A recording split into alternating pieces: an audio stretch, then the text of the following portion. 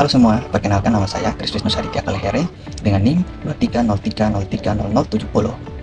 Baik, pertama saya akan menjelaskan mengenai apa itu gerakan sosial. Nah, gerakan sosial itu adalah tindakan kolektif yang dilakukan oleh sekelompok orang untuk mendorong perubahan sosial, mempertahankan nilai tertentu atau menolak kondisi yang dianggap tidak adil. Jadi, gerakan sosial itu bukan aksi spontan, tetapi merupakan proses terorganisir yang muncul ketika masyarakat merasa ada ketimpangan atau ketidakadilan yang harus diperjuangkan bersama. Tujuan dari gerakan sosial sangat beragam. Secara umum, gerakan sosial itu memiliki 5 tujuan utama. Yang pertama itu mengubah struktur sosial, baik itu politik, ekonomi, maupun budaya. Terus yang kedua itu mempertahankan nilai atau tradisi yang dianggap penting oleh masyarakat. Yang ketiga, memperjuangkan keadilan sosial dalam mengurangi ketimpangan. Yang keempat, memberikan tekanan kepada pemerintah atau pihak berkuasa agar kebijakan berubah. Kelima, membangun solidaritas dan kesadaran kolektif di antara anggota masyarakat. Nah, di sini saya ambil satu gerakan sosial, yaitu gerakan sosial lama atau All Social Movement. Nah, di sini gerakan sosial ini dia berkembang sebelum tahun 1960-an. Nah, fokus utamanya itu adalah persoalan ekonomi dan politik.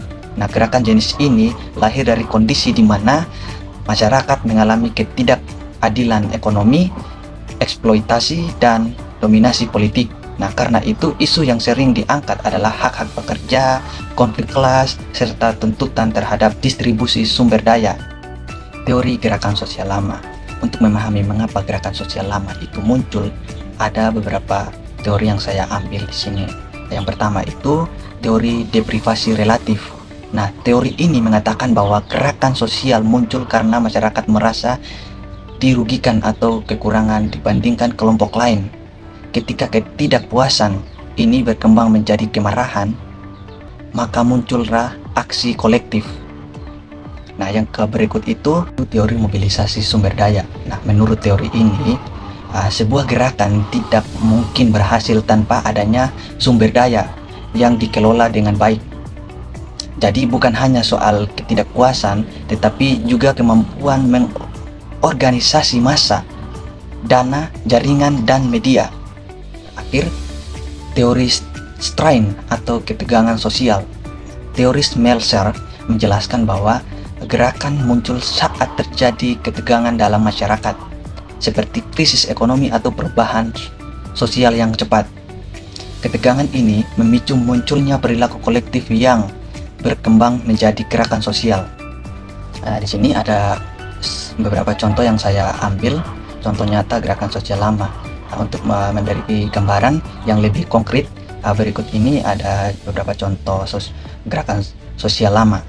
Nah, yang pertama itu adalah gerakan buruh internasional. Nah, pada abad ke-19 dan 20, para buruh melakukan aksi untuk menantang eksploitasi industri. Mereka menuntut upah yang layak, jam kerja yang manusiawi, dan kondisi kerja yang lebih baik. Gerakan ini akhirnya melahirkan Serikat Pekerjaan dan memperingati Hari Buruh Internasional atau May Day. Yang kedua adalah gerakan kemerdekaan India yang dipimpin oleh Mahatma Gandhi. Nah, gerakan ini memperjuangkan kebebasan politik dan ekonomi dari kolonialisme Inggris. Nah, gerakan tersebut terkenal dengan aksi damai yang dilakukan secara kolektif oleh rakyat India. Terus contoh yang ketiga adalah gerakan petani. Di banyak negara, termasuk Indonesia, petani pernah melakukan aksi untuk memperjuangkan hak tanah, menolak pajak yang berat, dan melawan sistem feodal.